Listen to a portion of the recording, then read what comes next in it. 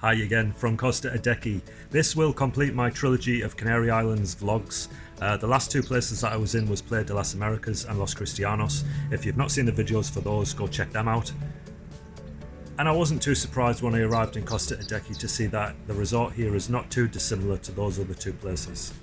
There is one big difference, and that is that the waves are very calmer here. You don't see the waves that you get in Playa De Las Americas, and consequently there's not so many surfers going out there trying to ride the big waves. There is some gentler waves and you still see some surfers. I think seeing the surfers over in this part of the Canary Islands really adds something to the holiday. And obviously if surfing's your thing, then there is opportunities to hire a board and get out there on the waves yourself. Anyway, while the UK freezes in -2 degrees, here is a pleasant 25 degrees right up until the evening. And since it's warm enough to sunbathe and swim in the ocean, it's also warm enough to go to the water park. There's two main water parks in Costa Adeje, Aqualand and Siam Park. Siam Park is the better one. It's more for adults, it's one of the best in the world, but it has got a steep entry fee at €42. Don't worry though, there's tons more days out and excursions to choose from, and every street corner has a different outlet.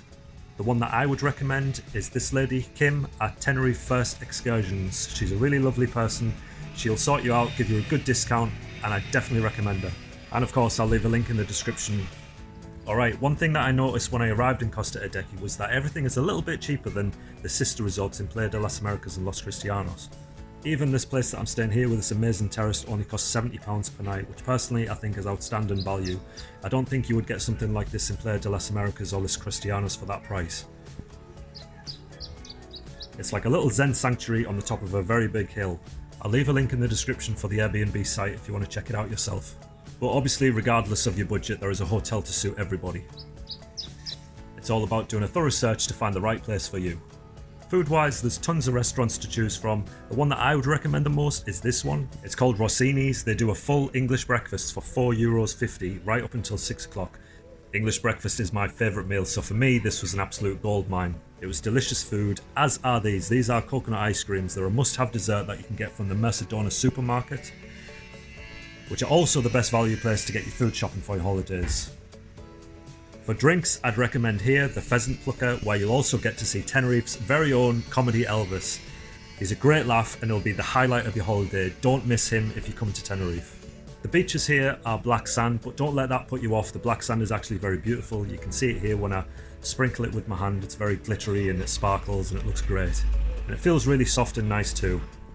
Alright, the last thing that I wanted to mention is to just be aware that when you go out for food, some restaurants have very good prices on the board outside, but then when you get in and you order a drink, they can actually hammer you for the drink prices. So just be aware of that. It might be worth just asking them about the prices for the drinks before ordering. You don't want to get stung with a massive bill at the end of it after your meal. So that is the end. I've really enjoyed this trip and I'm looking forward to next winter and coming back here again.